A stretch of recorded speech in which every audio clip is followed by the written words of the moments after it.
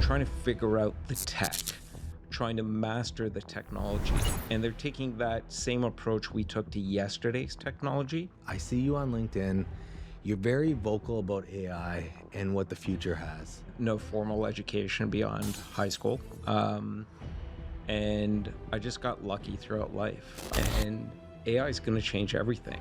Human nature is not going to change all that much. When you talk about unlocking the human, is it because we have limited beliefs? But AI is a probabilistic technology. To me, it's a blank canvas of possibility. At 24 years old, I was let go of my corporate job. By 34, I was financially free with an 8-figure net worth. This podcast is all about taking adversities and turning them into financial success stories.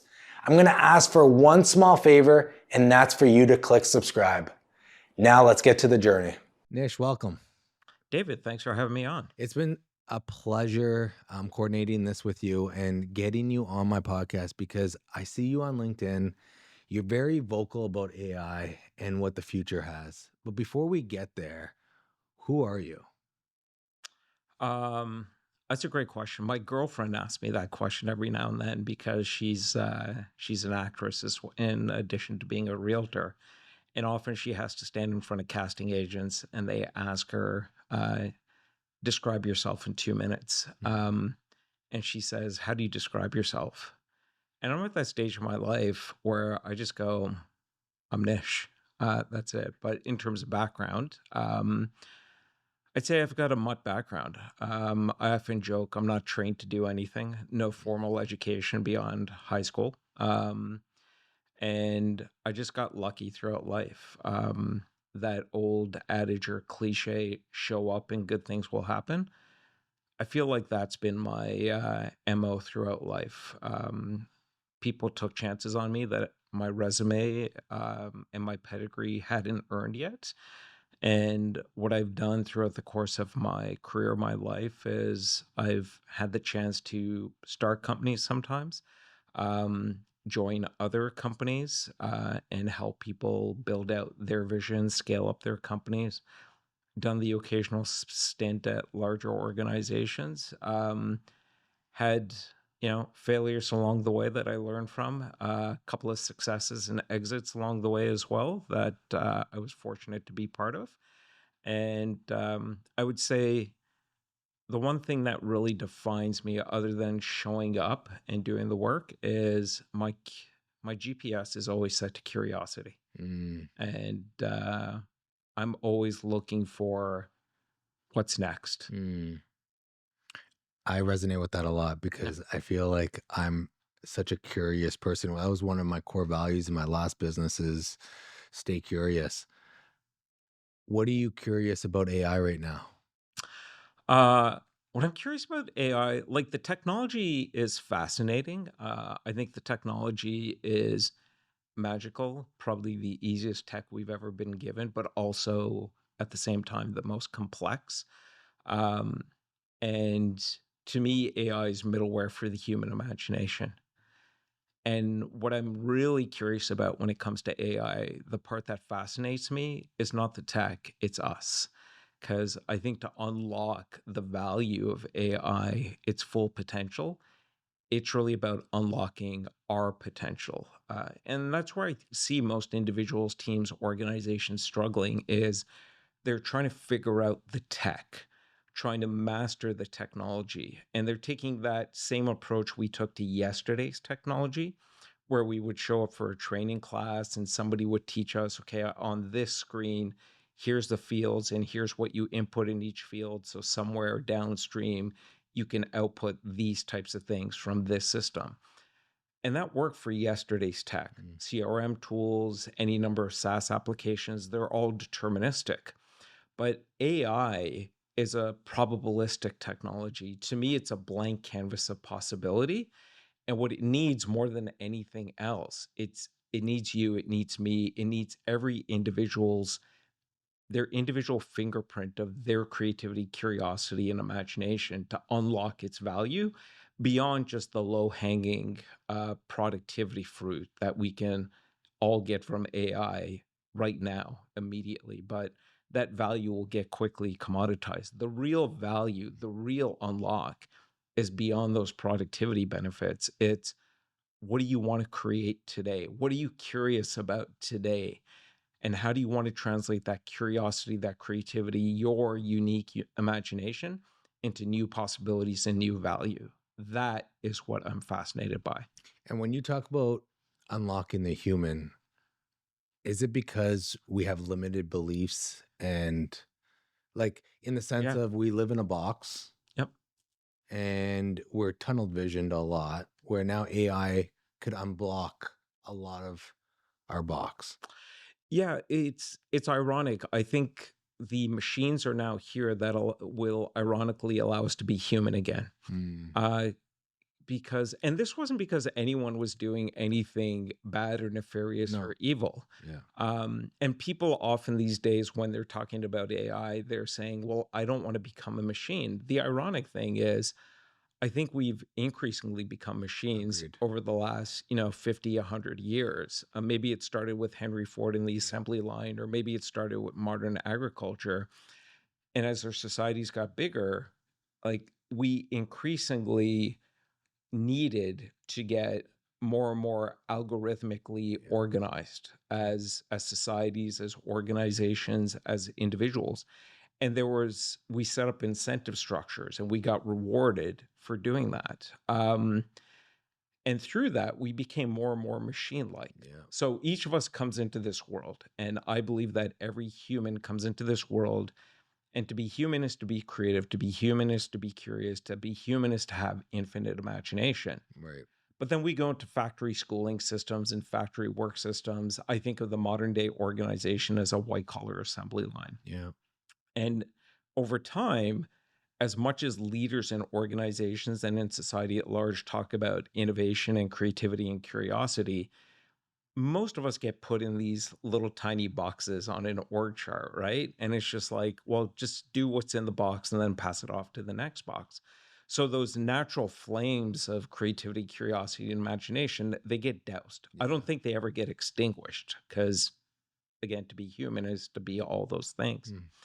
And I think now with AI, what we're struggling with is it is this blank canvas of possibility. Yeah.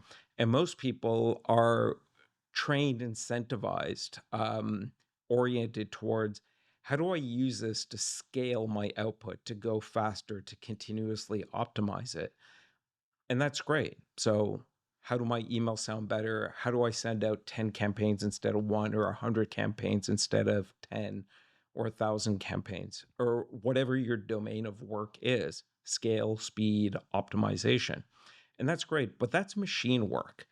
That is the natural language and terrain of machines.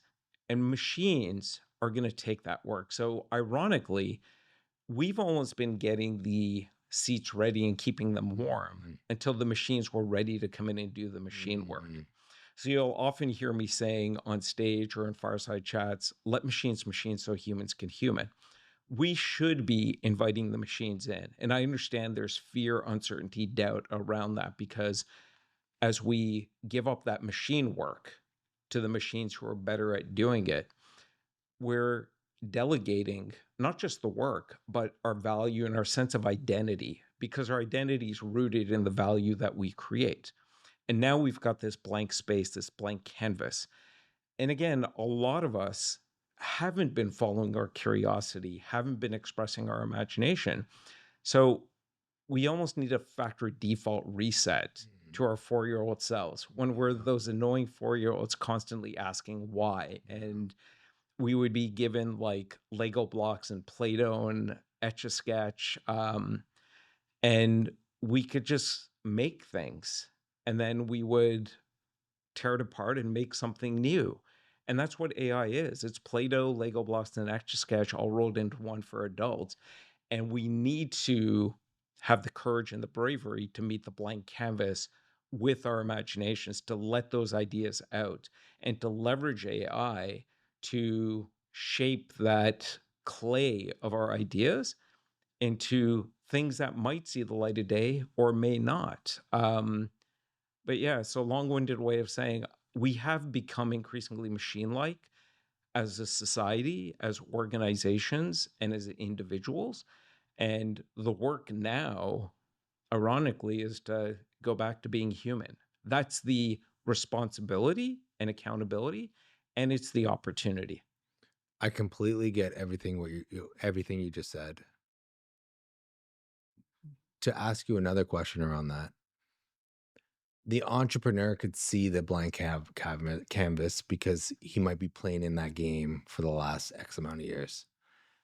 The person in the system, that might be 4 lenses too far, meaning there's different degrees of people to have that open Yes. canvas to get to that AI capability where you can create and be human.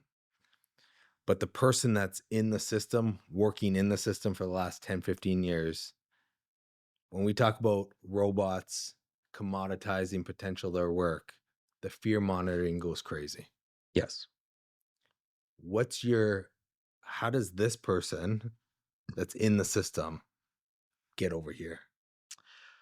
Um, so this is a fascinating conversation, and one that's been coming up increasingly, because part of the narrative around AI recently has been, um, there's like two extremes. Like on one extreme, people are saying the jobs are going to go away, but it's fine. We'll have so much economic abundance. People could just go home and they'll get Universal. a universal basic income or some sort of dividend check every 2 weeks or whatever. We could talk about that because I don't think human beings will align with that. Agreed. And then two is others are saying, well, everyone can be an entrepreneur now. And there's pushback here on this end, people going, well, not everyone's meant to be an entrepreneur. And I've been thinking about that. And I'd love your perspective on this as well, because you're an entrepreneur. I wonder if over the last like 20, 30 years, especially, we've conflated the idea of entrepreneur with things like having to raise money and building a team and things like that, right? Yeah. Isn't entrepreneurship really just creativity? Yeah. I wonder about some of the quote unquote entrepreneurs today. Are they also going to have a hard time playing in this world? Yeah. Because there's a lot of entrepreneurs who sort of figured out like, oh, I'm good at raising money or I'm good at building a team and things like that. But in a world where like we can leverage AI now to hit well above our weight, where an individual or a small group of people can start to literally speak vibe code apps into existence. Do we need to go out and raise a bunch of money? Do we need to go out and build like massive teams? Is scale actually something that we should be pursuing, or is it almost going to be counterproductive in a world of AI?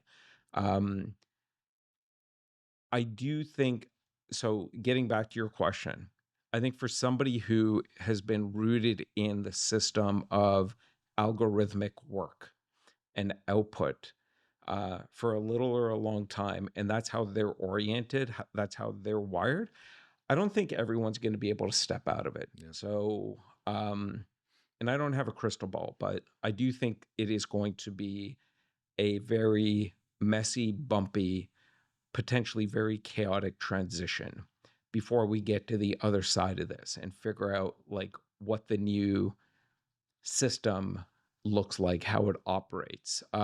So I don't think everyone's going to be able to, embrace this opportunity, because the reality is, and we should be honest about it, is that machine work, we're not going to be doing it any longer, because the machines are better at doing the machine work, and that's basic economics.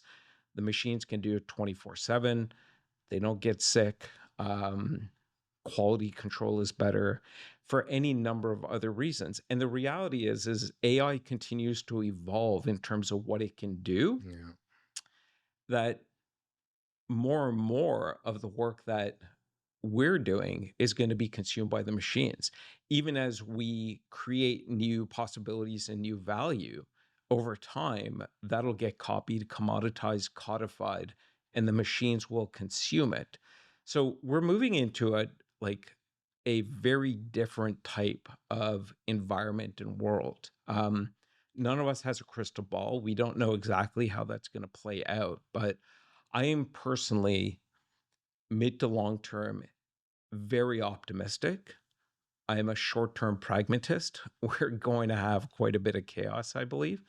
Um, but how can you not be optimistic and excited about the possibility of unleashing more human potential, more human creativity? Mm. Because I think ultimately that's what will happen in society is that you, I, anyone can leverage these tools to go, I see something in the world that is a problem, that is an opportunity, and I think I have a way of fixing it. And yesterday, they wouldn't be able to take advantage of that. Like that spark of imagination would die before it even saw the light of day because they would have to marshal like resources, dollars, people, any number of other things. And this new economy that, is still very much in its early days, I think more of our human imagination will be able to be translated into possibility and into reality. And one thing I often find myself thinking about is like you and I live in an amazing world. It's not perfect, not by any stretch of the imagination, but we're literally sitting here with sounds coming out of our mouths that we each understand. Like language is an amazing thing. We're recording this, and any number of people in different parts of the world will end up listening to this. Everything that we experience on a day to day basis, the conveniences and everything else, is a result of human imagination, of individual and groups of humans sitting around the campfire and speaking possibility and then creating and realizing that possibility. And you and I and the 8 billion people on this planet today are benefactors of all those sparks of imagination that got translated into reality that came here before us. But how many of those sparks of imagination for the 100 billion that walked here before, the 8 billion that are here today, never see the light of day? And if AI truly is middleware for the human imagination, which I believe it is, like you and I, like the way it's progressed just in 3 years, it is mind blowing what we're able to do today versus 3 years ago or even 3 months ago. We are going to see an explosion of human imagination being realized. And I think we're going to live through like a golden age of innovation. It's not going to be easy. It is going to be messy, but I'm betting on us.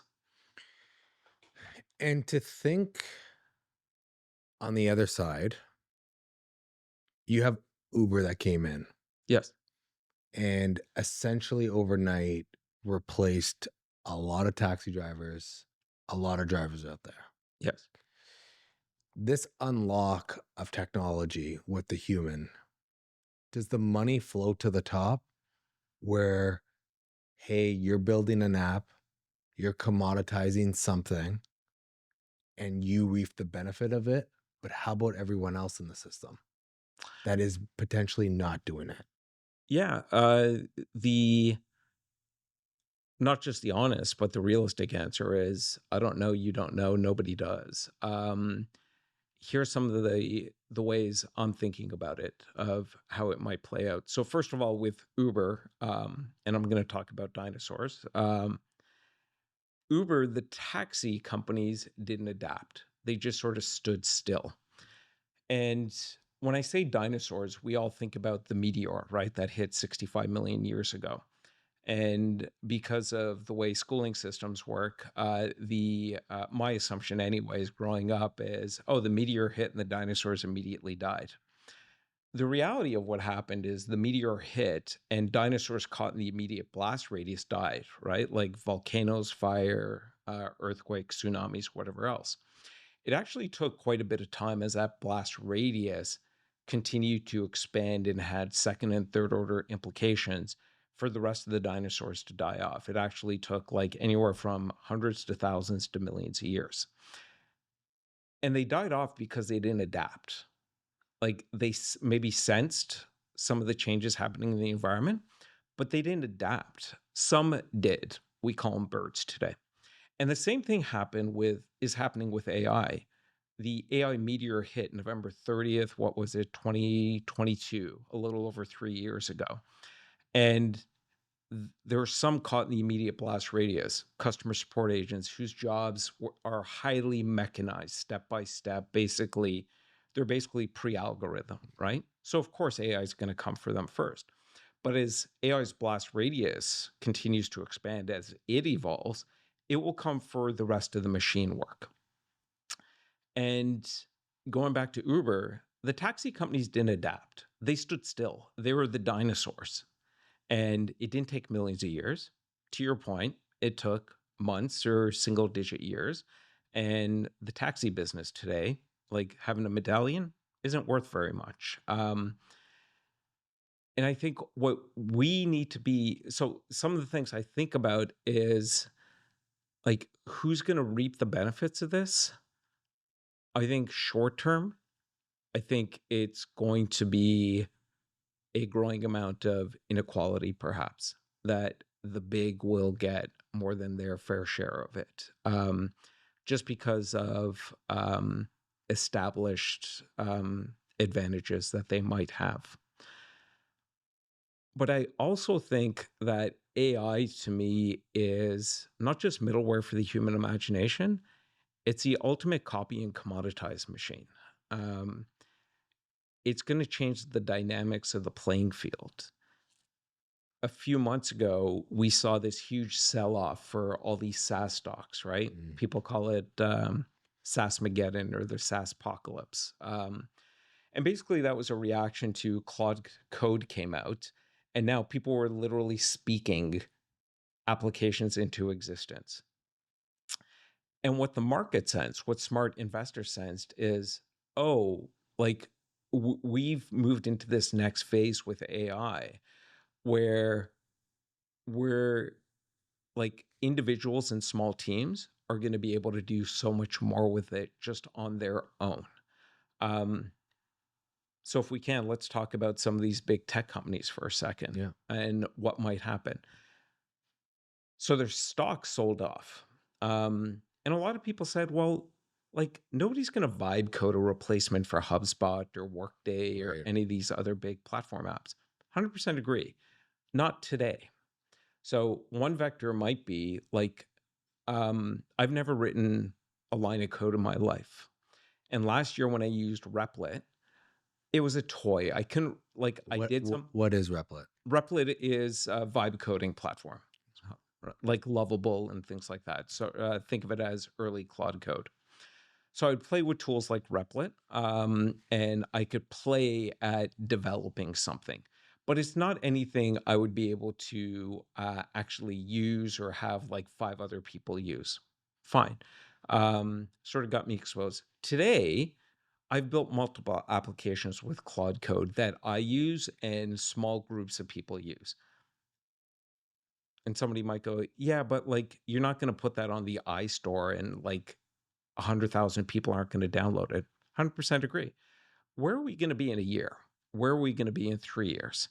So yes, today, is somebody going to vibe code a replacement for an enterprise software application? No. But AI continues to evolve at a head spinning rate. The blast radius continues to expand. So that's one vector to think about. Will the big companies be able to hold on to their advantage? 2 is people will then say, well, people aren't going to want to drop these enterprise platforms, right? They rely on it. Yeah, but they've been able to win and dominate their markets because of scale. Like scale has been the thing that they can leverage. Is scale going to matter as much moving forward? And here's what I mean by that. Like, how many thousands of people use HubSpot? Like tens of thousands, hundreds of thousands of companies use HubSpot. But HubSpot is built sort of a generalized CRM tool, like most SaaS applications are. It's generalized for customers that need CRM or maybe sort of look like this. And every tech company and every company generally wants to go and get as many customers as possible. But could you and I now go and find 20 HubSpot customers who actually want a CRM that does something much more specific, like a CRM for 20 companies that look exactly like this? And then do you and I have to go out and raise a lot of money to build that CRM system for them? No. Could we have a deeper relationship with those 20 companies, and have a better aligned roadmap for all 20 of them? Maybe. Now, what if you and I did that? And what if 10 other duos went out and did that? And now you start to take away 20 customers here, 20 there, 20 here, 20 there from the whale that is HubSpot or any other large organization. How do the returns start to spread out then? Mm. Like, coming out of the 2008 financial crisis, there is a line that came out that still echoes today about the big banks and financial services companies, too big to fail. I wonder in this AI shaped world if the line that will come out is too big to survive. Let's say I'm the CEO of HubSpot. Hmm. Let's say you are vibe coding and I have all the data for the client. I see that 100 clients have just left because now I have all the data mechanisms of it. I ask why these 100 clients have left. If they're a specific industry, a specific niche, following that specific pain. Wouldn't you think HubSpot would just then recreate that in their platform? If they're adaptive, if they're curious, if they have the same mentality as solopreneurs or conversations that we're having today? They could. So that's an interesting, you know, way to look at it. So now HubSpot might become actually not one company, but multiple companies within it, where it will have not one product or one platform, but multiple products within it. But then it'll come back to what would be your incentive or my incentive to stay there and build that? Why wouldn't we just go out on our own and build it if we're able to build it? I think, and again, right now, I believe in this phase of how AI is going to get rolled out, the narrative is the individual worker will bear the brunt of the burden of AI being this ultimate productivity unlock, and the quote unquote big bad companies will just make all these layoffs. And we're going to see that. We've seen some of that. I believe we will see more of that because that is what the current system is set up for and what it incentivizes. And there's been this term called super companies that has been trending more and more. I actually think that narrative is going to flip. I don't know if it'll be in a year, 2 years, 3 years, but at some point it's going to flip and it's going to be superhumans versus super companies. Because AI to me is, we are each being given an Iron Man outfit of superpowers, and they're becoming easier and easier to use. Like, you and I could literally sit here, pop open a laptop, and start to speak possibility into existence, into reality. So let's fast forward like a year or 2 years, whenever it is. And HubSpot goes, oh, you know what? Why don't we actually just set up a whole bunch of teams of like 5 to 8 people, and each one actually builds a product, like a CRM product that's dedicated to this tightly defined type of customer. So we don't have one ICP, we've got multiple ICPs. Cool, they've already got the infrastructure to do that. How are they going to incentivize people to stay in that environment? Why wouldn't we just go off and say, that's nice, but why don't I just go off and just build it on my own? Or if I'm going to stay here, the paycheck every 2 weeks is nice, the benefits are nice, but I want a stake in the outcome from this. And so I think large organizations, might end up looking more like startup incubators, where small teams of people will organize around opportunities and problems. But that incentive model is going to have to be different, because today's incentive structure is for a white collar assembly line. Yeah. If we move into a world like this, and companies are going to need to move into a world like this, because I believe we're moving from an execution economy to what I think of as a regenerative economy. Because yesterday, companies would find an advantage and then they would harvest that advantage by trying to achieve scale, speed, and continuous optimization. Eventually, others would copy their advantage and commoditize it, forcing another cycle of innovation. Mm. But it would be primarily through scale, speed, and continuous optimization. But as we've already talked about, that is the language and natural terrain of machines. And unless only few companies get to use the machines, like this is going to level the playing field. So if we're moving from an execution economy to a regenerative economy where we're going to have to create more continuous or persistent advantage across every facet of the business, then we're going to have to be organized differently. Like today's org chart is actually a detriment to AI. I believe most organizations who talk about their struggles with AI, again, they're trying to figure out how to get people to figure out the technology. You got to get people to figure themselves out. And you've also got to change the way you're organized, because AI is not going to realize its full potential, or humans aren't going to realize their full potential within the confines of a traditional org chart. So what is an ideal org chart?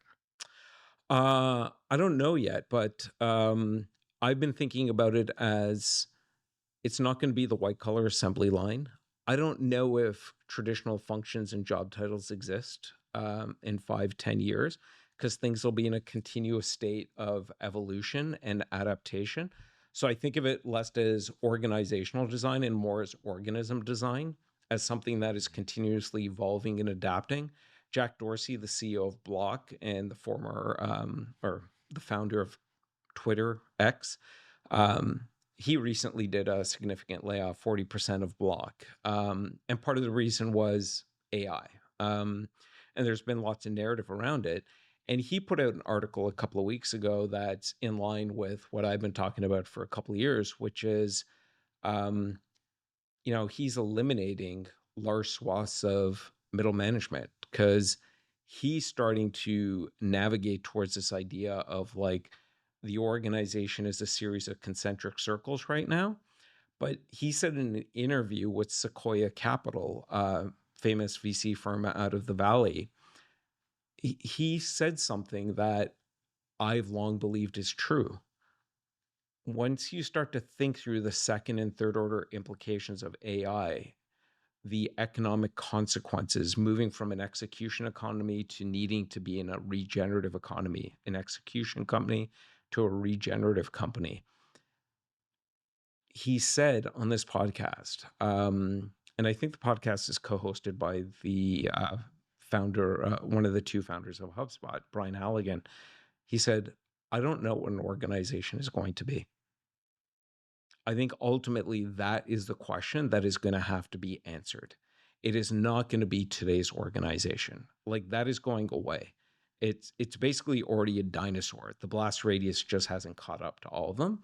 And I think Jack Dorsey, I don't think he's got all the answers, but he's decided I'm going to start like figuring out how to adapt, and I'm going to make mistakes along the way, because he doesn't want to be consumed by the blast radius, because he knows it's coming.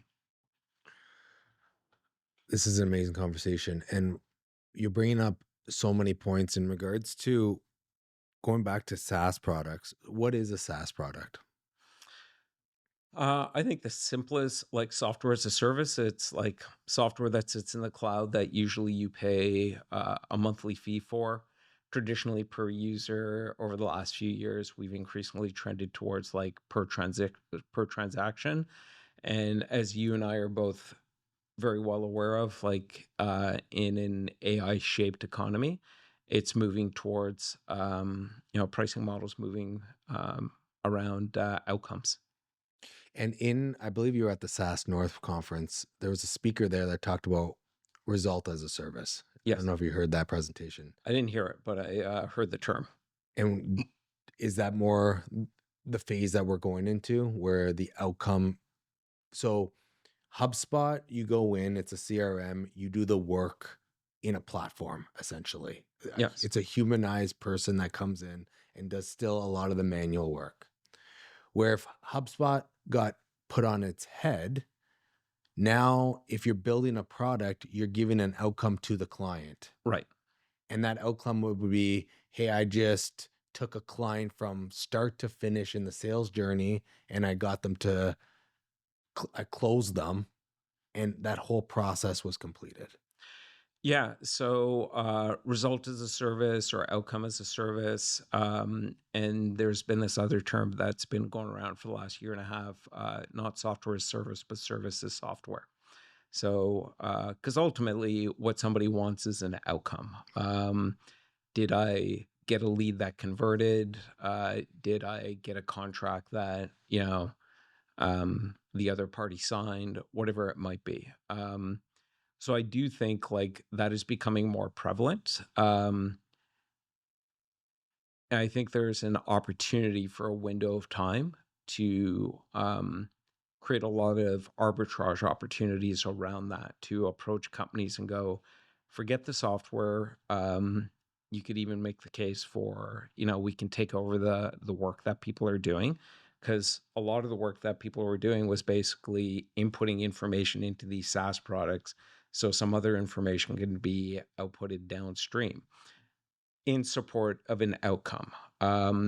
So yeah, I think it's a viable, it's a proven, and I think it's going to be a growing way in which certain types of services slash software is priced.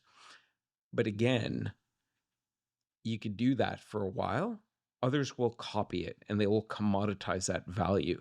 So you can capture probably outsized value right now while it's still relatively new and nascent.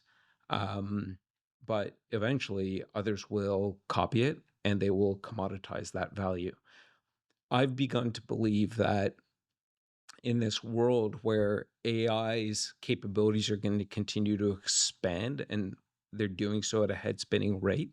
And as we, as individuals, as teams, as organizations, get more comfortable in using and wielding these AI superpowers, and we're able to like speak new possibility into existence, copy and commoditize what our competitor across the street is doing, that the real value that you can make sustainable and have more of a different type of scale, which I think of as fewer customers, more depth of relationship, is the relationship, is the human relationship.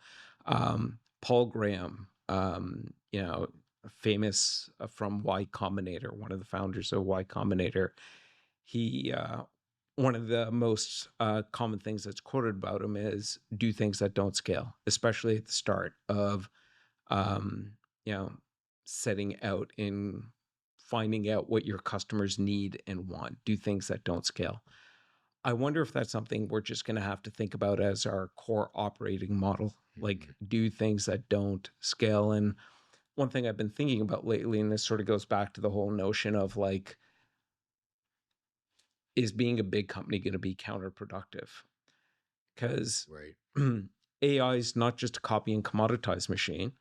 It allows us to make scale and speed available on demand. It makes those things abundant.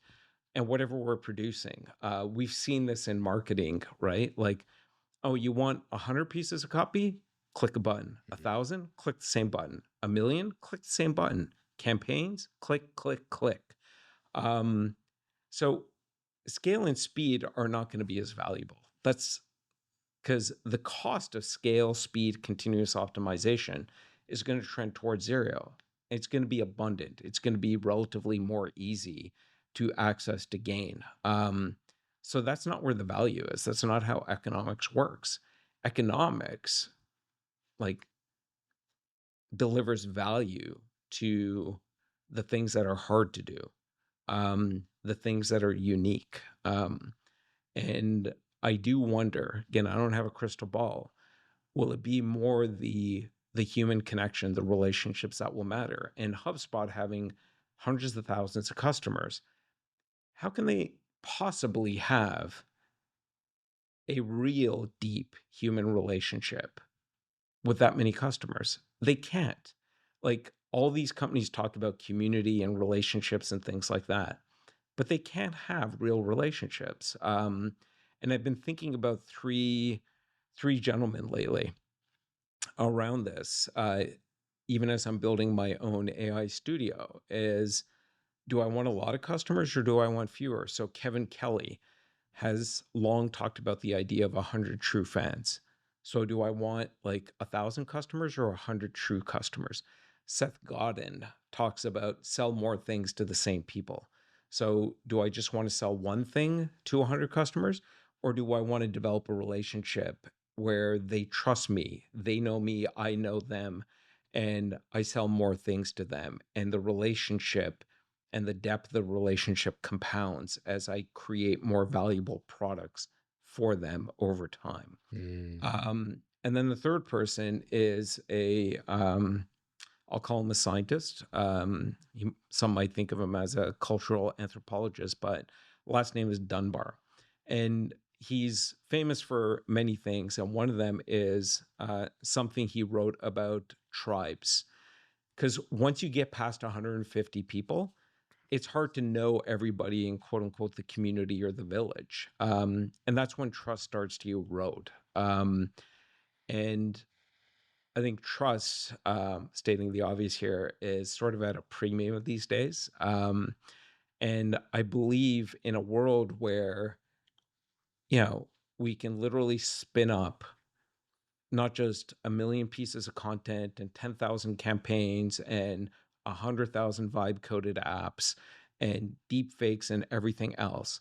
I think trust, like true human, I know David, David knows me type of trust is going to be the thing that is most valuable. And I think about that as what to build my company around. Like, who are those 100 customers? And not just my relationship with them and theirs with me, but almost like that village of 100 customers. So, do I get more deliberate and purposeful around who do I want to work with and why? And why do they want to work with me?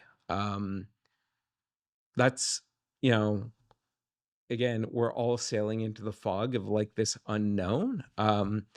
But that might be a viable path. And the business models, software as a service, service as software, um, outcomes as a service, all that, those are business models. Those will be like ships like passing by the night, and there will be next year's business model and the one after that.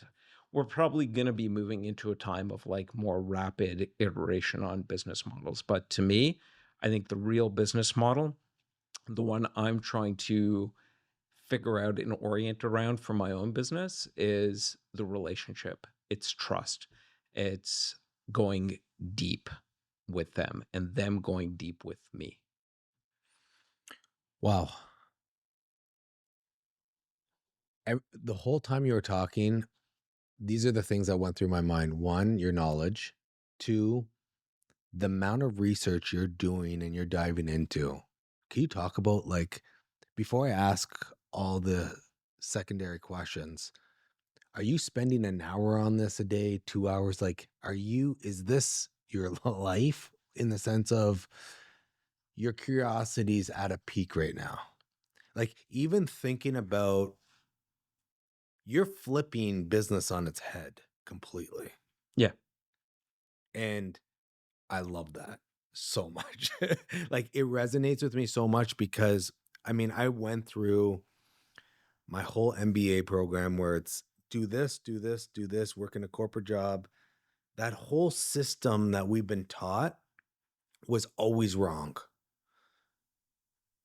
The system in business of the hierarchies and the pay scales and the salaries, that was wrong. People just lived into it. The pandemic changed the consumer behavior where, hey, I don't need to wake up at 7 a.m., go to work, come home, and this factory work type of mentality got flipped on its head in regards to that external factor that happened.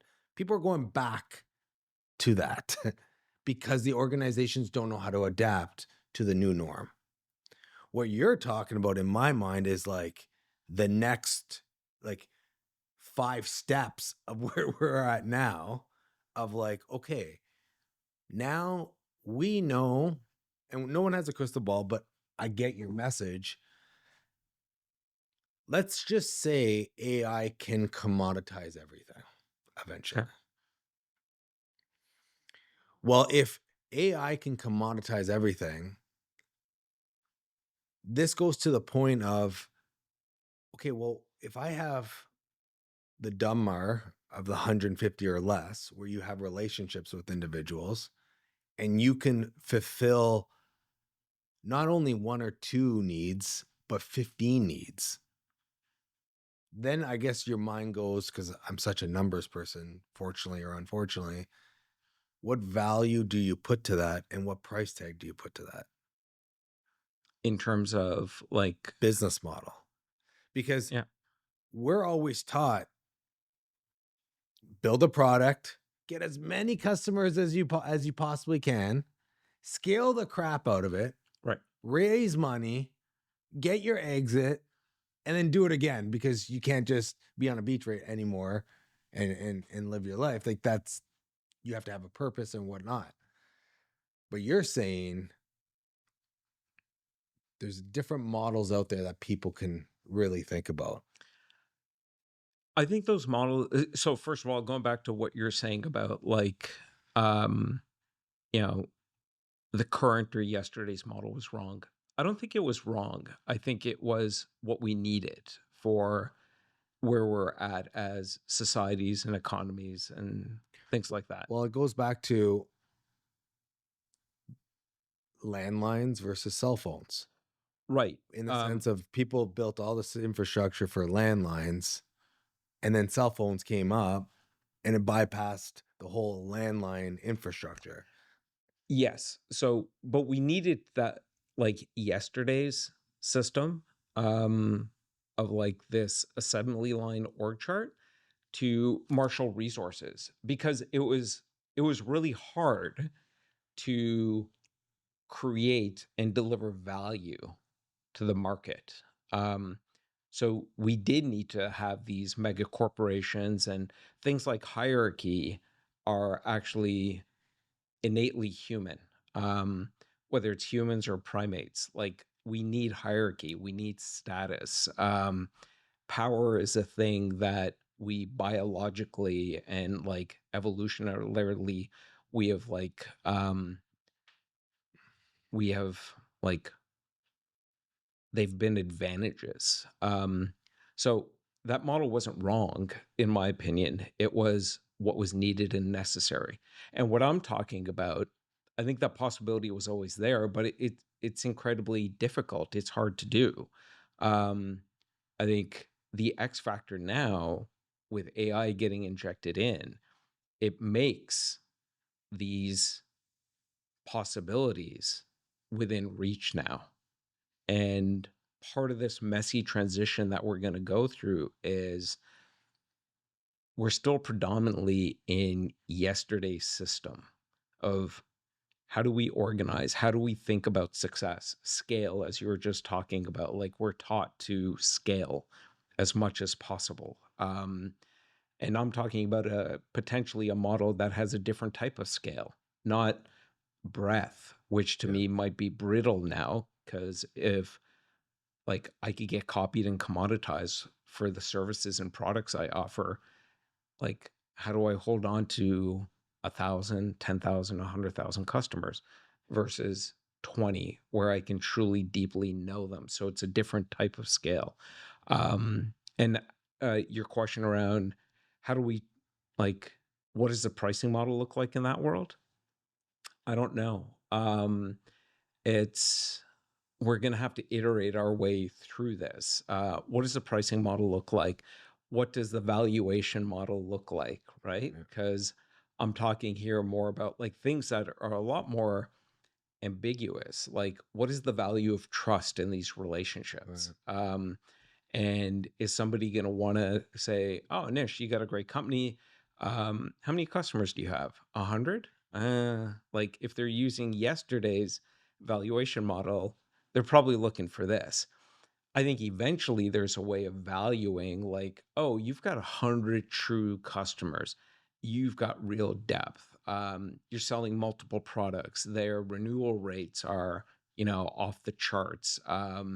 So lifetime value is incredibly high. And we'll create different valuation models. We always figure out how to do that of how do we create new business models to align players in the market, supply and demand, and things like that. We'll create new valuation models.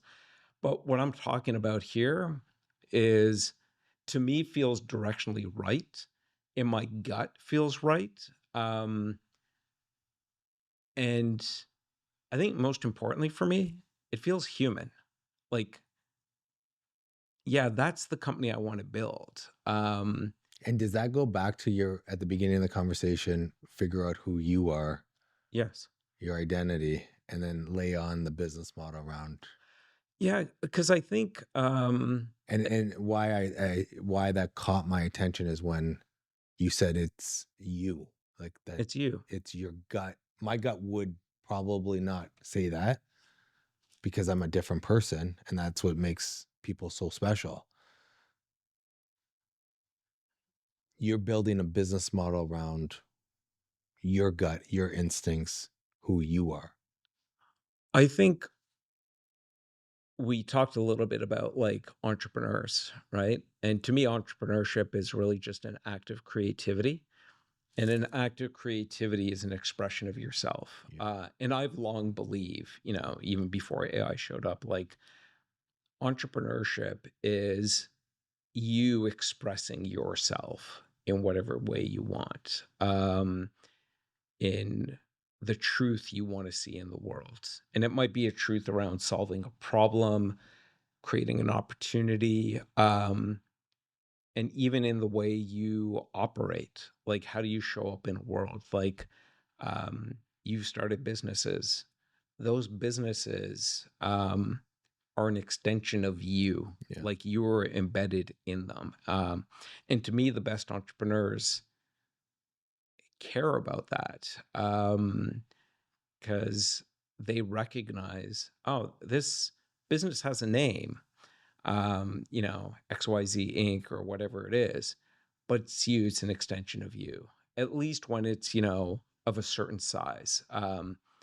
I've never been part of building something that's like a mega corporation. Probably why I've never really thrived in those types of environments. It didn't feel like I was expressing myself. It didn't feel like I was part of a living organism that Mhm. I was that I had a symbiotic relationship with. So the business is you, and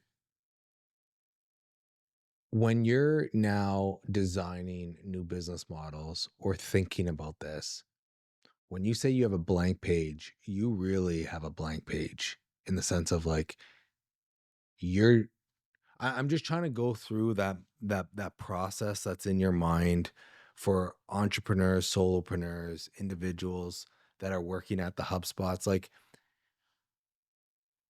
okay, I want to break those down because those are three different types of individuals. The people that are working in HubSpot, while you're talking about the 20 to 100 clients that they see an opportunity in and they go, hey, why don't I just go create that?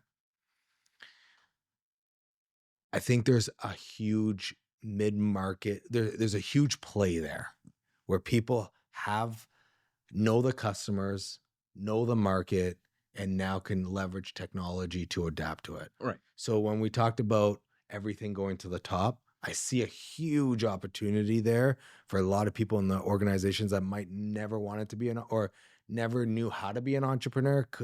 And I honestly hate the word entrepreneur too, because it sounds so aggressive in so many different ways. Right. It's like business person or someone that wants to create their own identity through business or creation or whatever it is. So they're able to create monetary value to someone by working in an organization.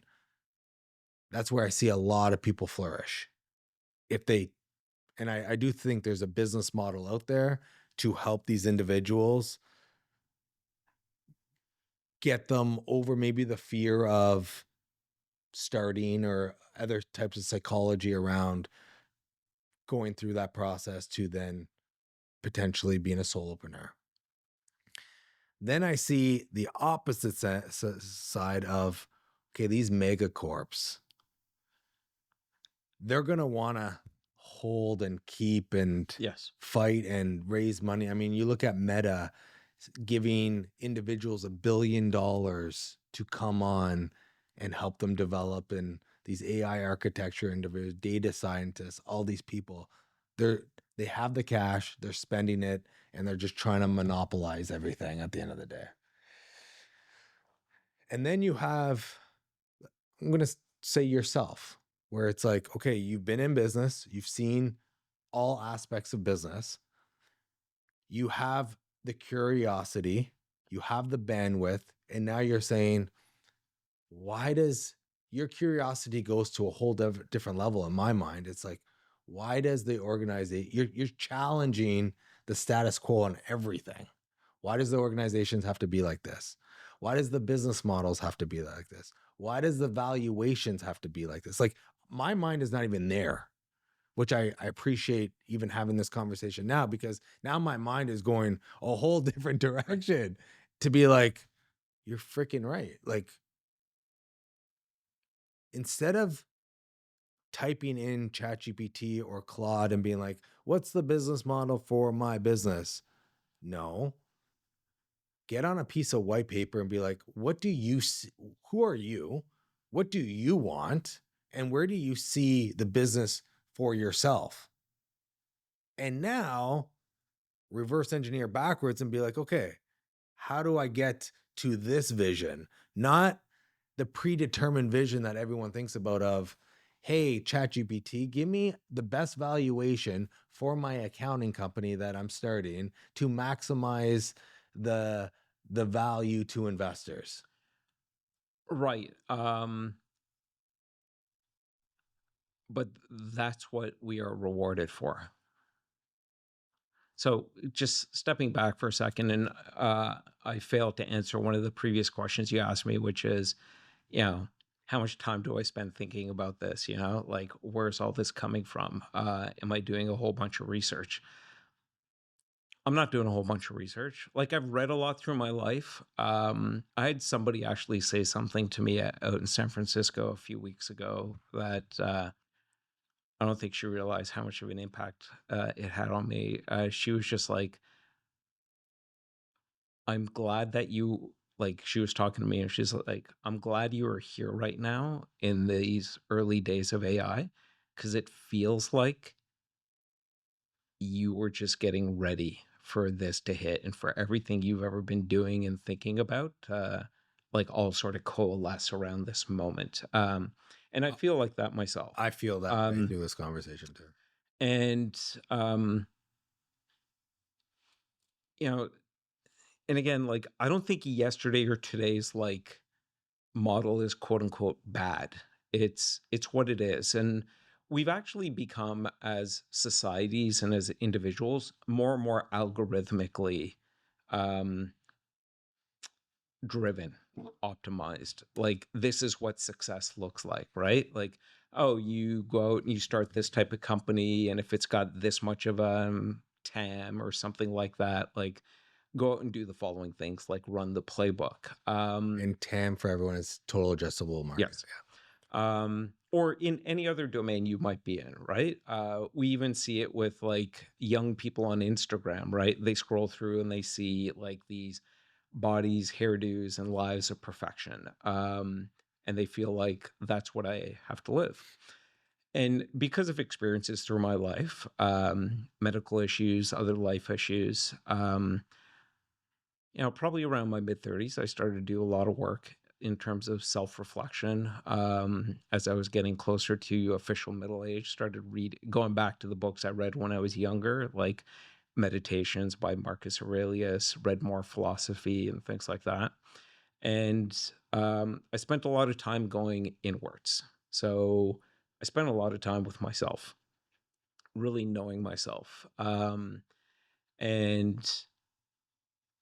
some of the realizations that came out of that is like simple but profound when you really embrace it. And one of them is like, we're all here for an astronomical blink of an eye, like literally an astronomical blink of an eye. And do I want to be adapting to and chasing and the external algorithms and what others and what society says is success? Or do I want to be driven by my own inner algorithm? And because of that, you know, I've probably, I know I've left lots of opportunity and dollars on the table. But I think the best compliments I ever get paid is when people say, not to me, but I hear them talking behind my back to others, and they'll go, Nish is genuine, he's authentic, he's real. What you see is what you get. So for me, I took the time to know myself. And through that, I think when you know yourself and like accept yourself, like the good, the bad, there are parts of me that are ugly, but once you embrace it all, you're able to navigate through the world being driven more by your own inner algorithm versus being shaped and sculpted by the external algorithm. And if we're all here for an astronomical blink, like what a waste to take your marching orders from Instagram, LinkedIn, or anywhere else where, people are putting their lives of perfection on, or lives of theater on display. And then, I'll spend a lot. That's also given me, you know, both the mental space to think about like, what is AI and what is it actually doing? And how what might be the second and third order implications? That's what I'm fascinated by. Um, by spending time on working on myself, I also read a lot about human nature, and AI is going to change everything. Human nature is not going to change all that much. So I often get asked for like, what books do you think I should read? And I'll often say, go and read like Robert Greene's books on human nature or other books on human nature. Go back and read Shakespeare because it's a good reflection on human nature. And that's how I end up coming to a lot of the things I think about. And because, I read a couple of books along the way, it allows me to go, oh, that thing I read like 15 years ago, it's sort of connecting to this. And when you go to San Francisco and other parts of the world, does it spark your curiosity even more? Like, Not San Francisco. Other places? No, I'm saying when I'm in San Francisco, it doesn't spark my curiosity. Why? San Francisco bores me. The AI conversations there are the most boring conversations because it's more of this masters of the universe of how do we use it. Like these stories about the one-person billion-dollar company or the 10-person billion-dollar company. And it's all about like this like display of productivity porn. And it's like, cool, but this is like amazing magical technology.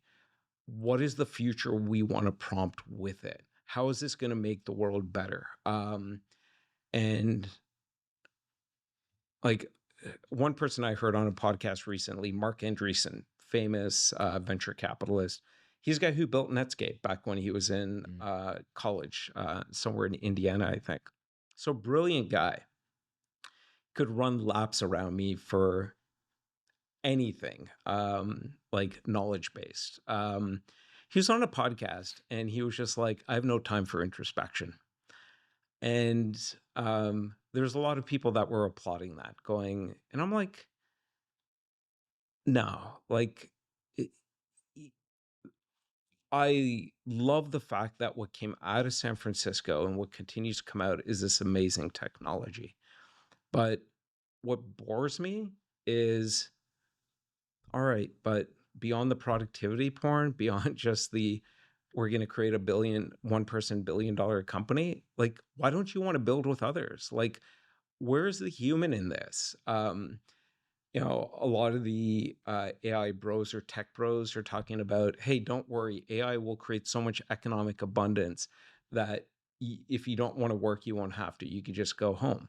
And that to me is a lack of introspection. It's a lack of understanding the human condition, that we're here for an astronomical blink, because there's two E's in employment. One is the economic. I need a paycheck to pay for things. And maybe AI will create so much abundance, we each get a dividend, like Norway has an oil dividend for everybody. Cool. So economic stability, great. But employment is also existential. Entrepreneurship is existential, because it is through our work that we sculpt part of our identity. We discover who we are. What are we good at? That's why I think so many people are so bored with and pissed off at their jobs, is they are doing that machine-like work. And again, on the other side of getting past the fear of AI, the struggle with the blank canvas of possibility, is the opportunity to go back to being our human selves. And what we create allows us to sculpt ourselves, to be ourselves. I was doing this fireside chat at this company last year in Ireland. They had their global marketing team. And this young woman, relatively early in her career, she said, so Nish, if the machines are going to come and take most of the work I'm doing today, what's your career advice for me? And I get this from my friends whose kids are in university and about to graduate. And I get this from adults of all ages. Right. And the single best piece of advice I gave to anybody is, beyond embrace the blank canvas of possibility, is know yourself, be yourself, show up as yourself.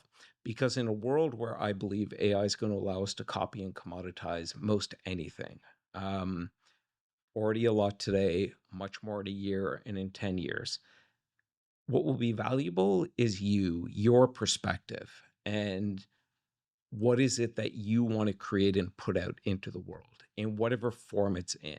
And what you will do, what I will do, what the other 8 billion people will do, for each one of us, that'll be different, because our creativity, curiosity, and imagination is unique like fingerprints.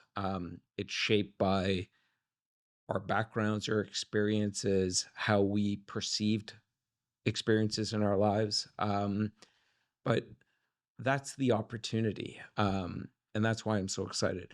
But that's why San Francisco bores me. I host these dinners, like these 10 to 15 person dinners in cities around North America, the UK, and Europe, where we get together and we have real talk, real conversations about AI.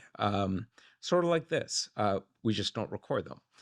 And the ones where I have the most fun are the ones where people come with a open mind, which I think has always been important, is more important than ever before. So when I've done it in Atlanta, New York, Toronto, London, places like that, it's a lot of fun, because it's intellectually stimulating, because you'll share your ideas, I'll share mine, and like that's how we sort of like ping pong. And then I'll go away thinking, oh, like I never thought about it the way David's thinking about it, and it'll marinate. And maybe not immediately, but maybe at some point down the road, it'll unlock something. Versus San Francisco, honestly, it is just boring as sin. Like, I could probably predict what everybody in the room is going to say. When you talk about the humanized approach, a big portion of building a business is teammates, building a team, building a tribe, continuing on that tribe. Now with a tool like AI and not maybe needing a big team and a big tribe to do it, does the tribe now convert to potential clients to build that community? Yeah, that's a great question. I think a lot of organizations over the last few years have been talking more and more about community, primarily as sort of like a marketing channel, right? So it sort of got bolted on to a lot of places. Oh, we have a community now, which is usually just a Slack channel that, Yeah. where you can hear crickets. Yeah. And yeah, to me, community is not just the people that you're working in the business with. And I love the guys I'm working with. And I chose to work with them. They chose to work with me. And everybody that will come into the business, it'll be the same. Like, do I want to work with this Yeah. person? I think that's more important than ever I agree. before because, as we've talked about, people have options. They could just go off and do something else. And I do think about our customers being part of that community. Even right now, with some of the products we're putting out there, like we're being diligent about like, you know, we're going broader in terms of like who do we want like trying this out and giving us feedback, but then who do we actually want to be working with and why? And it's not just about like the company. 20 years ago when I was building businesses, it was like, oh, like look at the logo that showed up, right? And I don't think about logos now. I think about like, oh, this individual, how are they wired? Is there a psychographic that they're curious? What's their culture around like AI and their thinking around AI?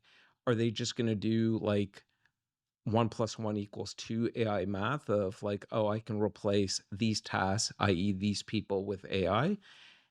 And if that's what they're looking to do, not a good fit with us because we want to help organizations and we're building things to help organizations use AI to unleash human potential and through that unleash value in the organization because that's where I think the opportunity is. So, yeah, our community is those of us in the business, and it's the customers that we're working with, specifically the people within those clients. Question we haven't had to answer yet is are we working with the customer or the people within the customer? And if one of those people leaves, do we still want to work with the customer? Hmm. We'll get to that point. It'll be something we'll have to deal with, but In the States and in China, everyone talks about the AI race to the best military, the best information, the best everything. yep. That takes completely away from the humanized approach of what this tool can do.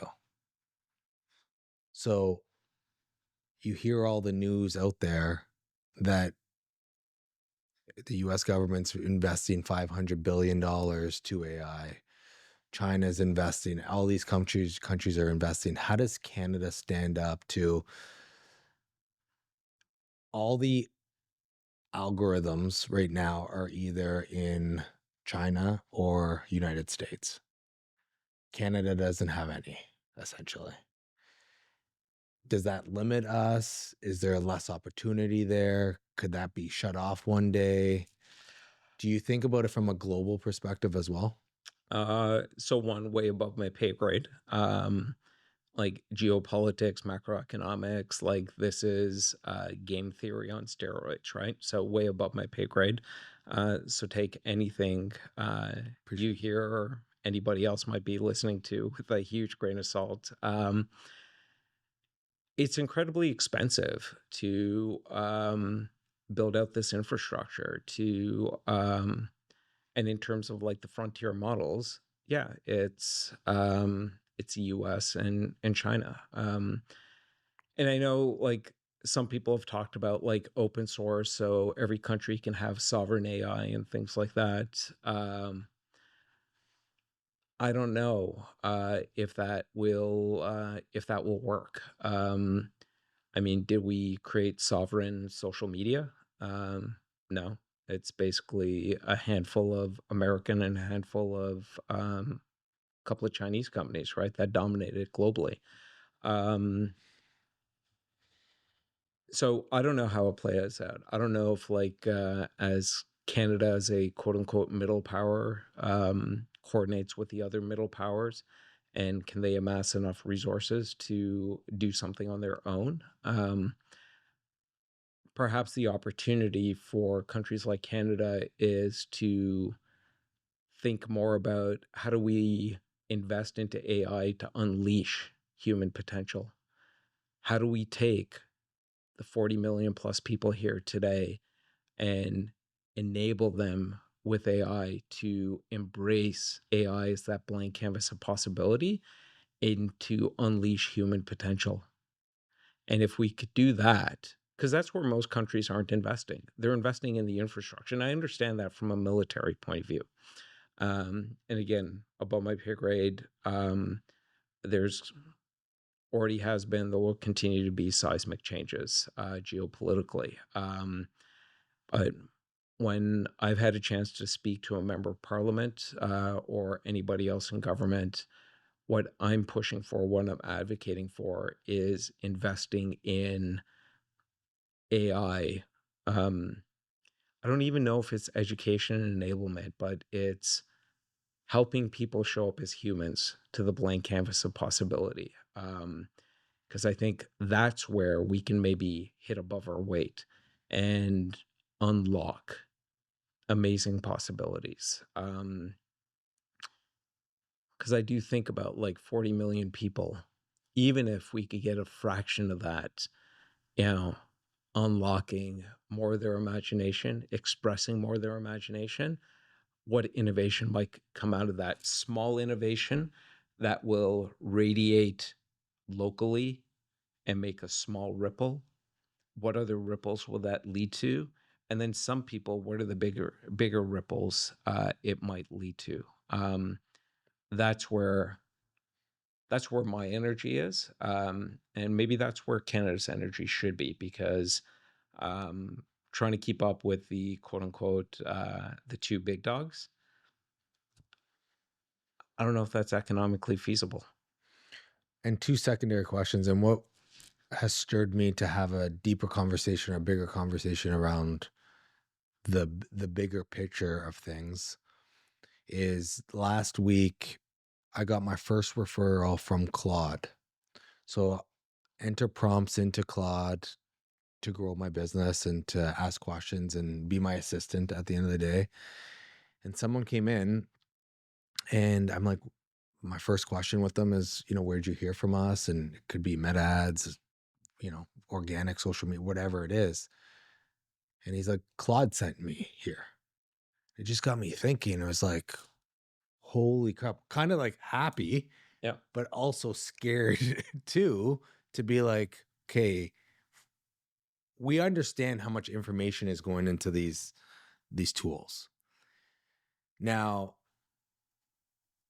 there's a degree of competition in regards to business, right? Especially if you don't go in that business model, what you're talking about of like the 100 and going deep and being specific with that. But if you go scalability, and there's another company in the States doing the very similar thing to me, where the algorithm there could be a very easy way for the algorithm to refer that client versus us. Correct. So that got me kind of thinking about that. The second question is, when you go to Parliament and you have those deeper conversations, is there a blank stare or is there openness to the human approach of AI? So I haven't gone to Parliament. I've had the chance to meet with a couple of MPs and talk about this. And what I will say is that there's been at least with the MPs I've had a chance to interact with, a sea change over the last 12 months. where everybody was talking about AI a couple of years ago. 3 years ago, not really paying attention to it. A couple of years ago, sort of paying attention to it. And now I've even done one-on-one workshops with some of them. And what they walked away with, and I've actually heard one who has repeated some of the things I've shared with you here today around curiosity, creativity, imagination. They see the human opportunity in it. And what they also understand now that they've put more hands on keyboard and they're using it more themselves is they understand both the challenge in bringing people along for the ride, where that fear and uncertainty might come from, where the issue with the blank canvas might be emanating from. And they also understand the opportunity for individuals, for organizations, for our society. And ultimately, our parliamentarians are going to be shaping the laws, the regulations, the policies that will impact today and tomorrow for many tomorrows to come. Um, the lives that you and I and everybody else in this country lead. And there's very serious issues to deal with when it comes to AI. It's just not the economic. Mm. It's all the way from the economic to the existential. Um, and we're not having, in my opinion, as many conversations as we need to.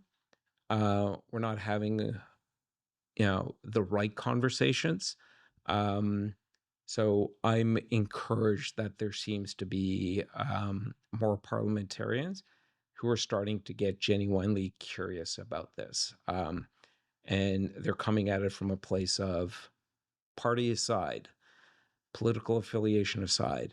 I need to understand this because this is going to shape the country that will emerge over the coming years and decades.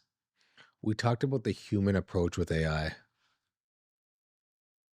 Does anything keep you up at night of the opposite of effect of it?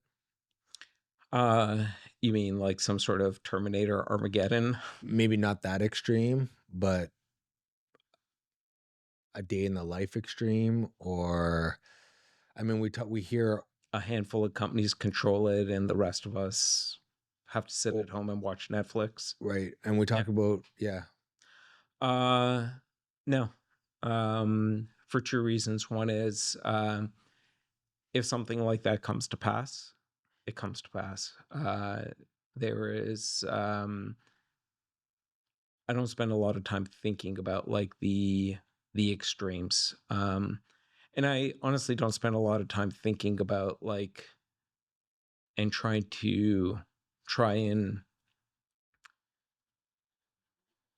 create certainty in the future. Because life taught me a long time ago that certainty is the illusion, uncertainty is the norm. And then two is I don't spend a lot of time thinking about it because ultimately, the world around me might change. Um, but I still get to go inwards. I still get to live in my head. I still get to have my own thoughts. I may not be allowed to navigate through the world the way that I want to or desire to, but I can navigate to wherever I want inside myself, inside my own thoughts. if the world became a dividend check to every individual, Mm-hmm. would that dehumanize the whole?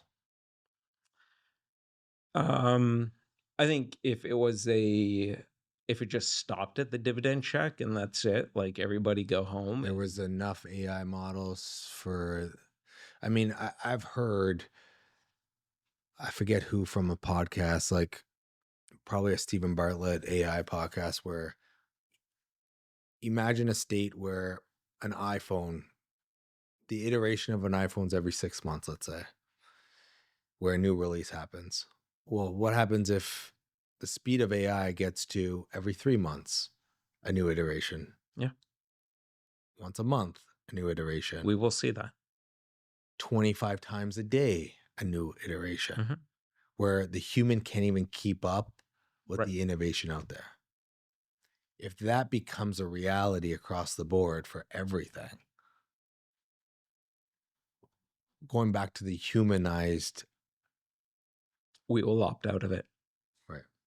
So one thing I think of, I don't know why I've been thinking so much about it over the last 2, 3 years is Starbucks. Um, and I'm, I think I'm quite a few years older than you, but I still remember when I used to go to Silicon Valley when I was younger, California, when, and I'd tell my friends, oh, I'm going to go like hang out at a Starbucks, right? Because Starbucks was still like novel. It was new.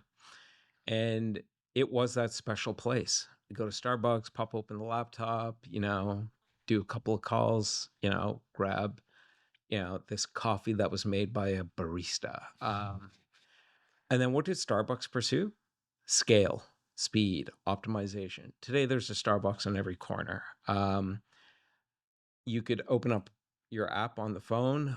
We've all got it. There's 100 ingredients. You can make your caffeinated diabetes in a cup. Pick it up from the order head counter at the closest location to you. Keep your headphones on and not talk to another human. Yeah. Starbucks is soul sucking. I go to Starbucks when it's convenient. If it's in the hotel lobby or right across the road, and I just need my coffee. Um, they're shutting down locations. It's no longer the special place. Nobody talks about, hey, do you want to, like, my girlfriend never says, do you want to go to Starbucks Right. today? Like, nobody says that anymore. There's been an explosion of coffee shops, independent coffee shops, the last few years. They're small, they're independently run. They don't have 100 ingredients. They don't even have an app. They have maybe 2 types of milk and not 18. And you got to stand in line like a savage. You end up talking to the person in front of you, behind you. The person behind the counter knows your name. And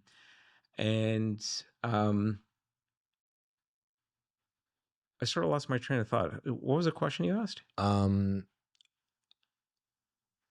So if everyone becomes everyone has a Dividend, dividend, yeah. and humans, I don't want to say don't have a purpose, but don't have a means of innovation and creativity, and it Oh, becomes so if we just keep innovating to the extreme, right. there's like 25 versions of everything, like every day or something like that. Um, I think Starbucks might be the canary in the coal mine. Yeah. We've opted out of it, right? Right. Because they constantly innovate. There's some new like coffee concoction that will come out every month, right? Like, you and I know in September, like pumpkin spice everything will just hit like a craze. And then there'll be something around Thanksgiving, like whatever else, right? But the independent coffee shop, they're not selling you coffee innovation. What they're selling you is the thing that can't scale. Right. Is they know David. They know your name. They've created a sense of place, community perhaps, at the coffee shop. So I think we will, like, even though perhaps, and going back to, my idea of the type of company I think I might want to build, it's, will those customers want perpetual innovation, or will the value come more from like the relationship? They'll still want innovation, but will they constantly be looking across the road? Or is it going to be a different type of relationship? Like my girlfriend and I are in a committed relationship. Neither of us is looking across the road and going, oh, like, is there somebody else over there? It's like, no, like our relationship continues to get deeper and deeper and deeper. And that's where the value comes from. So, yeah, I think we would probably opt out of that sort of hyper innovation. They might like it in places like the Bay Area where they seem to, you know, be enamored with like this constant conveyor belt of, okay, that's nice. What's next? That's nice. What's next? Like never actually investing into any sense of real depth of permanence. And I think about business. I mean, no one has a crystal ball, and I'll keep on repeating that. Like you've repeated it a lot in this podcast. Take everything with a grain of salt. No one knows what the future has. We just it's all assumptions, and Yes. 95% assumptions are wrong at the end of the day. One thing when you talk about experiences, you go to Saunders Farm now. I don't know if you've been for the Halloween Yeah. Fest. It is jam-packed of people experiencing fear while they go through the park. And you could see people just light up with a whole bunch of different emotions while they're going. And it's getting busier and busier and busier every year. And I'm totally on board with what you said. I mean, the whole Starbucks thing is a perfect example of where AI is going, Yes. scalability on all aspects. Then people get desensitized by it. And now I'm not going to a Starbucks for that experience anymore. I'm going strictly for commodity coffee that I would for a convenience and coffee experience versus an individual simply biscotti Right where place. Yeah. it's you could sit down, there's a lot more variations, and I'd pay a premium for to get a whole different experience. But that's where I would go do work versus a Starbucks, or that whole vibe has completely shifted. It really has. People want, again, going back to what we're talking about, human nature. Yeah. Humans need a sense of belonging. Yeah. We always have. Yeah. Like this world we inhabit that we think is the norm, it really is the exception to what was the norm for a very long time. And ultimately, part of what we all need is connection, is belonging, is a sense of place. I remember when I was growing up, like you would know your neighbors. You would borrow like milk and sugar if you ran out. I think today, if somebody knocked on somebody's door Oh, saying, yeah. "Can I borrow some sugar? I ran out," Yeah. they'd be calling the cops. Yeah. And and maybe it's because as I'm talking about neighbors, like I live in the house I grew up in, so I've been walking through the same front door since I was 10 years old. Most of the neighbors are the same. As it turns out, my girlfriend lives next door too, Okay. so I totally doubled down on the whole neighbor thing. But yeah, we want belonging. Simply Biscotti's a great example. Their coffee is good. They make their food in house. But I think what people love doing is it's this small, intimate place where people can sit down. You see families, you see these uh, elderly couples there. You see, guys like you working away on their laptop or something. Um, and everyone belongs. They're not all necessarily talking to each other, even though some are, but they belong. I never get a sense of belonging at Starbucks. I get a sense of, okay, here's my coffee, and hopefully there's an open seat. And the flip side of that is, just to give people a sense of Simply Biscotti is a local coffee shop with pastries and food. They've been around for a while, which they have a reputation. From If I started a Simply Biscotti today, I would be curious of what the success rate to build that community is over the longevity of things. Like from an economics and a business perspective, that business model would scare me You got to have today. patience. You have to have patience, but you also then have to have cash flow, banking, uh, belief in not only today, but in a few more years type of thing, right? Yeah, and this sort of goes back to like the algorithms of the systems that we all swim in, right? Right. What do we incentivize and prioritize? What do we believe we need to be doing? That affects, you know, how we think about risk, how we think about success. And yeah, so if you're to start up your independent coffee shop today, it's going to take you a minute to get your feet under you. And how would you even charge for that experience? Like, I don't know if you do charge for the experience. Maybe eventually you do. Um, like just to be in the coffee shop, it costs something. Like I've like another sort of theory or prediction I've got is uh, our streets will be filled with self-driving cars over the coming years, right? Teslas, Waymos, whatever they are. I think they're a wonderful experience. Whenever I'm in Phoenix or out in California, I love taking Waymos. But I also do think at some point there's going to be an app where I call my car, and it'll cost X to go from point A to point B. But there will also be the option to say, I want a human in the car today. They're not going to drive, but maybe I'm feeling lonely and I need a conversation. Maybe I'm going to the doctor's office and I just want to talk to somebody on my way there. Maybe I'm going to Greece, where I'm going in a couple of months, and I want somebody in the car that maybe grew up there and want to have a chat on the way to my appointment, who can tell me what's not in the travel guides and things like that. And we'll pay 2x, 3x, 5x for that, right? Because it's the thing that is unique, rare, non-scalable. And yeah, we're going to maybe you'll start a coffee shop and it'll be, we have great coffee, we have great in-house made pastries and cakes and things like that, but it also costs X dollars to sit in here.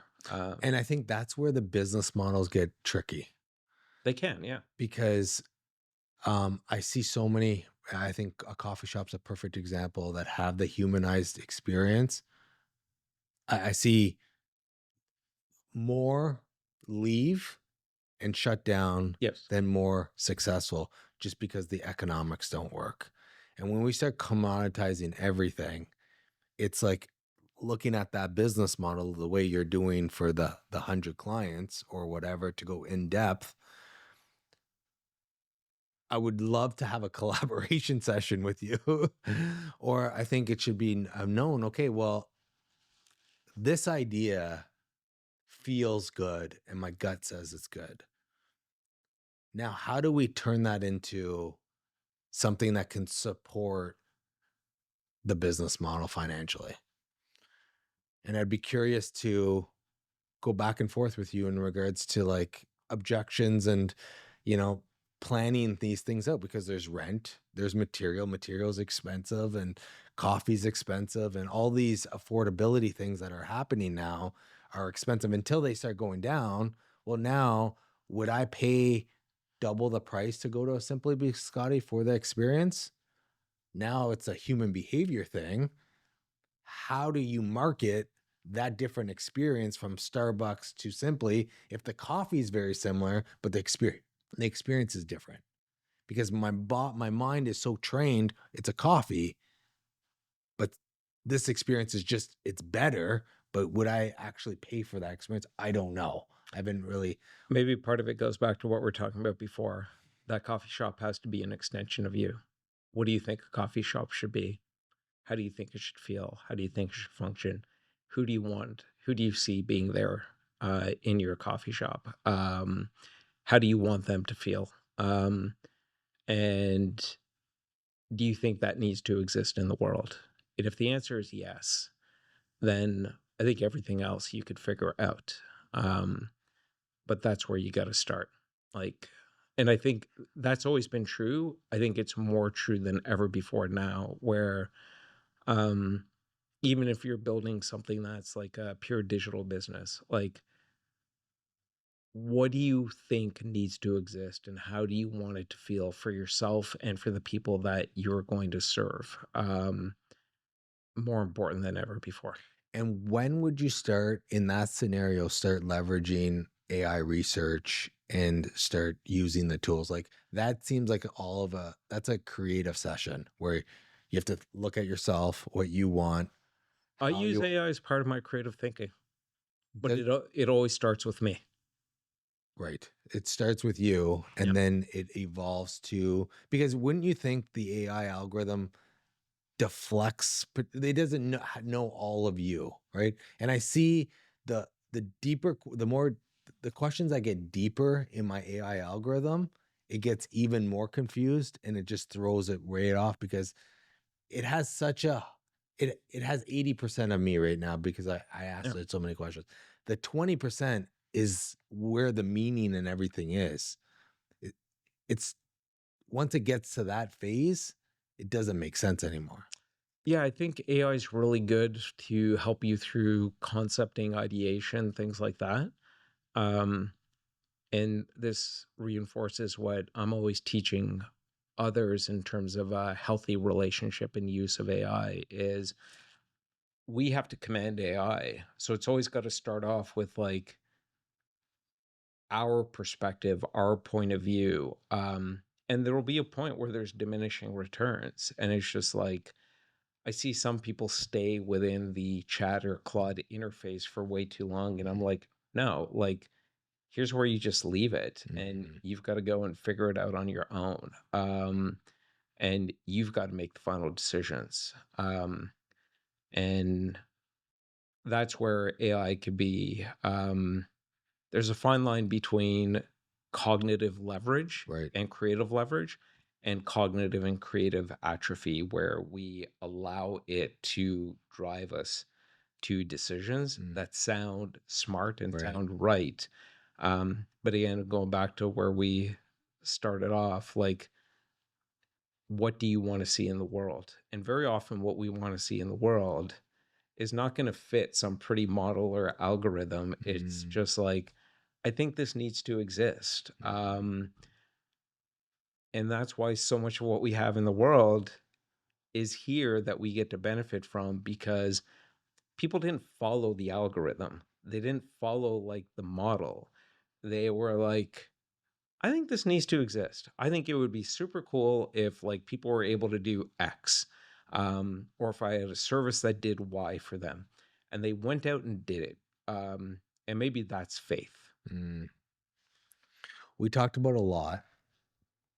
Anything else? Anything that we didn't touch on that is kind of in your stomach and in your gut, being like, if I could share this to someone starting out in just graduated from university, is starting out.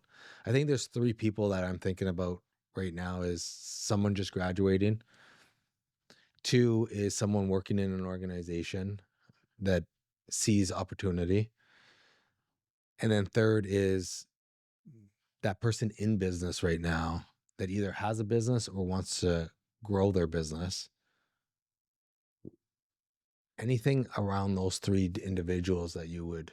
Sure. So I'll try and drop something for each one of those three. So for the fresh grad or the soon to be grad, you're hearing lots of stories about entry level positions are being eliminated. Again, to me, that's 1+1=2 AI math, because a lot of entry level positions are about doing rote work, step by step work.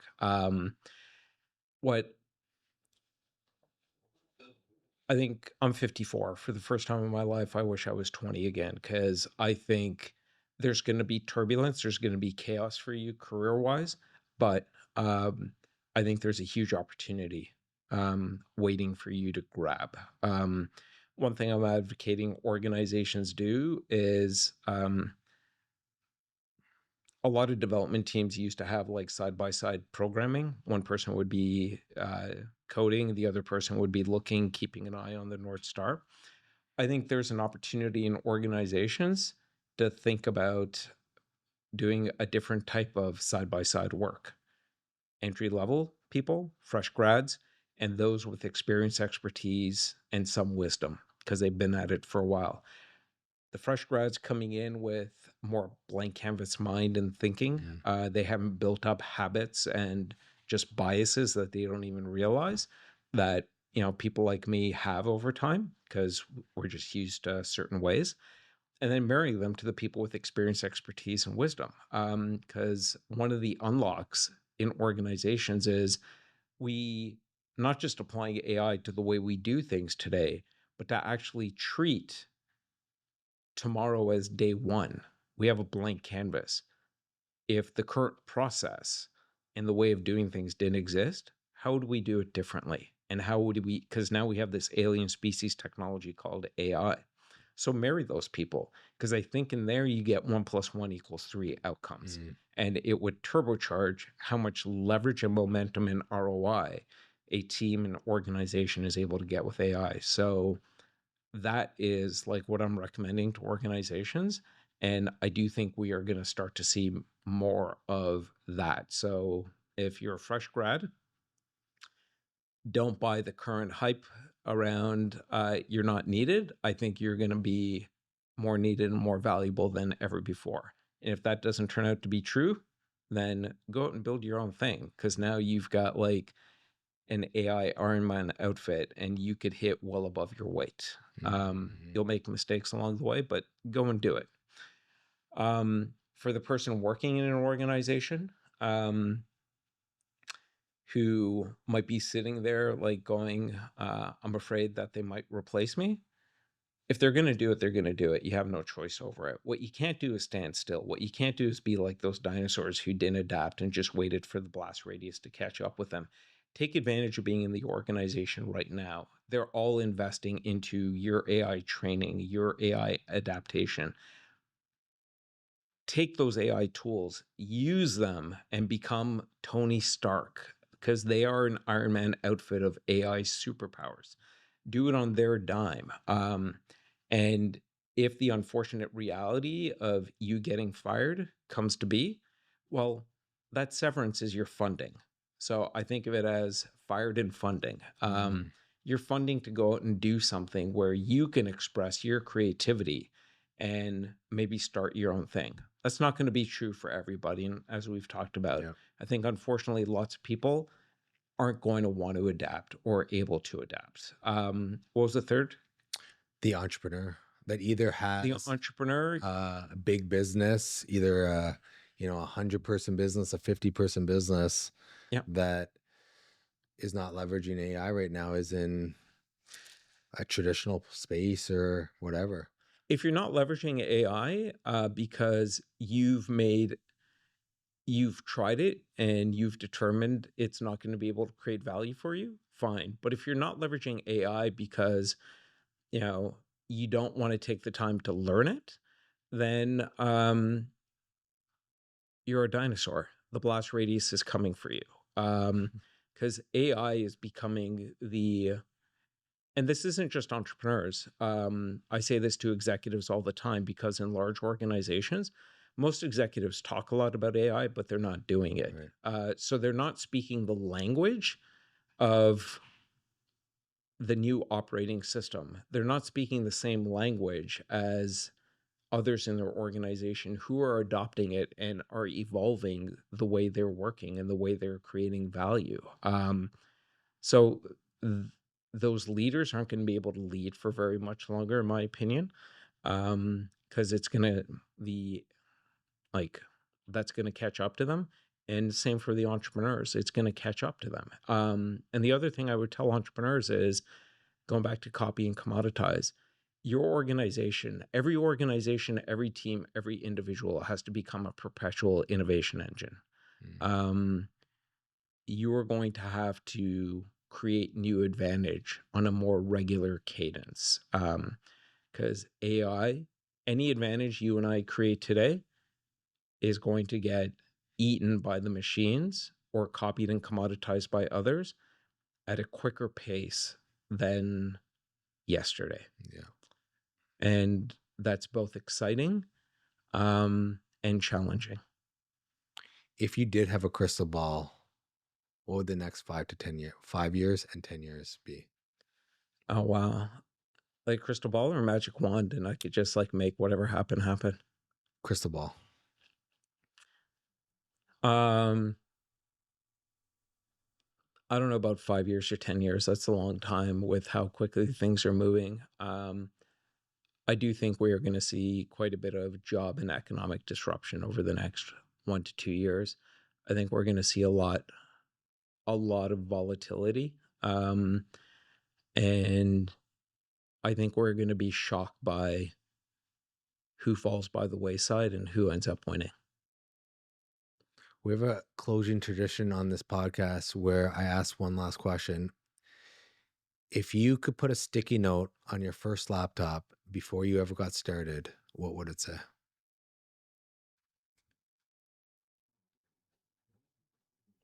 Follow your inner algorithm. Thank you so much for taking the time. What I've gotten from this conversation is so much wisdom. You know, there's a difference between knowledge and wisdom, and I feel like I've resonated with a lot of your wisdom of finding who you are and you know, looking at it from a bigger picture than just AI, the human. And not too many people talk about the human aspect of it right now. It's all about what the tool can do, the productivity. You talked about the productivity porn. That's all you hear everywhere. And I think this was a really refreshing conversation for me, and I hope for my audience too, there's a lot of opportunities out there. And if you start with the human, the opportunities go even further. And if you start with yourself, they go even further and deeper and more satisfying. And I appreciate that so much. I appreciate you taking the time to come and spend time here. If people wanted to get a hold of you, what's the best way to get a hold of you? Look me up on LinkedIn. You will see my face if you search for Nish Patel, or Nish P is my LinkedIn handle. And that's the best way to get a hold of me. Thanks, Nish. All right. Thank you, David. Appreciate it.